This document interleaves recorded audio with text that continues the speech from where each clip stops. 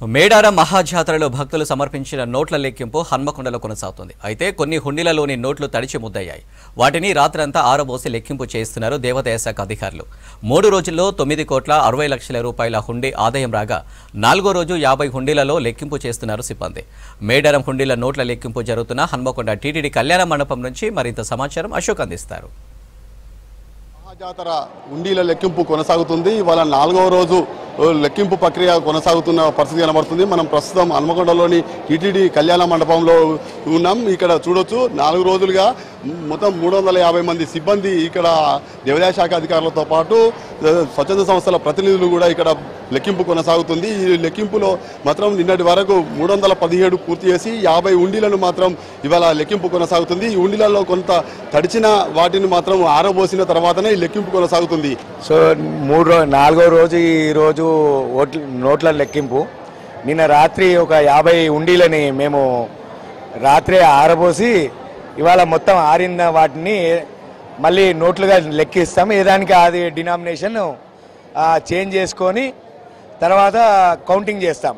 ఆ క్రమంలో వచ్చిన దాన్ని సాయంత్రం వరకు సార్ట్అవుట్ చేసి బ్యాంక్ వాళ్ళకు చెప్తాం. అంటే ఆరబోయడానికి కారణాలు ఏంటి సార్? అంటే హుండీలలో మొత్తము అంటే మేడారం జాతరలో భక్తులు దాంట్లో కొబ్బరికాయలు కొట్టడం, ఆ కొబ్బరి నీరు దాంట్లో చేరడం వల్ల అన్ని నోట్లు తడిచిపోయి బియ్యము మొత్తంగా ఒక ముద్దగా మారడం, దాంతో నోట్లు కూడా ఖరాబ్ అవుతున్నాయి.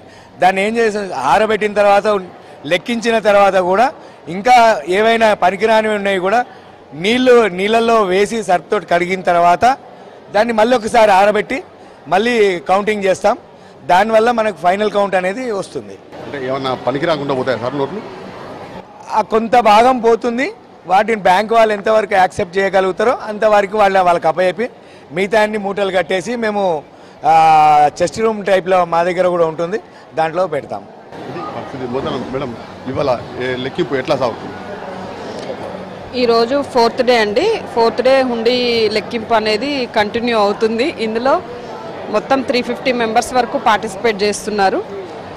ఇంకా నిన్నటి వరకు 317 హుండీలు ఇవ్వడం జరిగింది. రిమైనింగ్ అన్నీ కూడాను ఒక 50 వరకు ఈరోజు ఇప్పి లెక్కింపు కార్యక్రమం అనేది కొనసాగుతుందండి.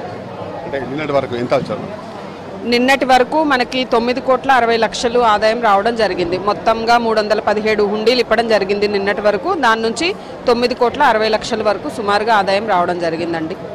సార్ ఇప్పుడు చెప్పండి, అంటే ఇప్పుడు లెక్కింపు నిన్నటి వరకు 9 కోట్ల, ఇప్పుడు ఎంత రావచ్చు అని అంచనా వేస్తున్నారు? ఇప్పుడు గత సంవత్సరం 11,45,00,000 వరకు సమకూరింది మొత్తం హుండీ. ఈ సంవత్సరం అంతకంటే పైకే వస్తుంది.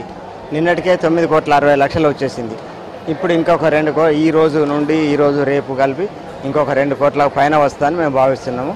అదేవిధంగా అన్ని హుండీలను లెక్కించేసి కొన్ని ఏమో చాలా నీట్గా ఉన్నాయి, కొన్నిట్లో కొబ్బరి నీళ్ళు పడినాయి, వాటిని కూడా శుభ్రం చేసేసి కాయిన్స్ కానీ లేకుంటే కరెన్సీ కానీ ఎలాంటి డ్యామేజ్ జరగకుండా వాటిని శుభ్రం చేసి బ్యాంక్ వారికి అప్పగిస్తాం. బ్యాంక్ వారు కూడా మాకు పూర్తిగా సహకరిస్తారు. ప్రతి నోటును అన్నింటినీ లెక్కించేసి అమ్మవారి అకౌంట్ లోపల జమ చేసేటువంటి అవకాశం కలుగుతుంది.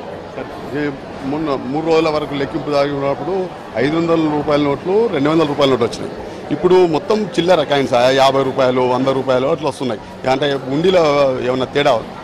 అట్లా కాదు, మేము ఈ 500 తీసుకొచ్చిన 518 హుండీలను డిఫరెంట్ లొకేషన్స్లో ఏర్పాటు చేయడం జరిగింది. కొన్ని హుండీలు గద్దెకు దగ్గర ఉంటాయి, కొన్ని హుండీలు దూరంగా ఉంటాయి. ఆయా లొకేషన్ బట్టి భక్తులు అందిన కాడికి కొంతమంది 500 నోట్లు ఎక్కువ వేయచ్చు, కొంతమంది 10 రూపాయల నోట్లు కూడా ఎక్కువ వేయచ్చు. ఆ లొకేషన్ బట్టేసి కొంచెం ఎక్కువ తక్కువ ఉంటుంది, అంతేగాని వేరే ఏం లేదు. ఈరోజు తీసుకొచ్చినటువంటి నోట్ల లోపల మ్యాక్సిమం కొంచెం చిన్న డినామినేషన్ ఉండేటువంటి నోట్లు ఎక్కువ కనబడుతున్నాయి.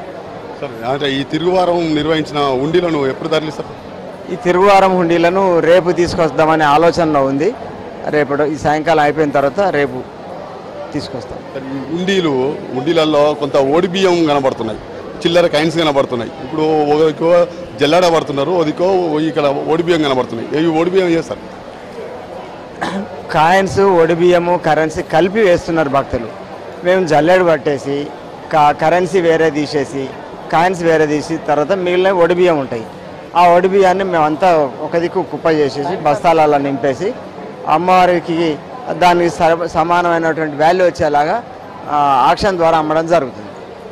పరిస్థితి మొత్తానికి ఈ ఓడి బియ్యం వచ్చిన వాటిని కూడా భద్రపరుస్తాం. ఇక్కడ కాయిన్స్ లెక్కింపు జరుగుతున్నాం. ఒకవైపు తడిచిన వాటిని మాత్రం వాటిని శుభ్రం చేసి ఆరబెట్టిన తర్వాత ₹1 కూడా పోకుండా బ్యాంకులో జమ చేస్తామని దేవాదాయ శాఖ అధికారులు చెప్తున్నారు. వీడియో దశరథతో అశోక్ బిస్కూస్ వరంగల్.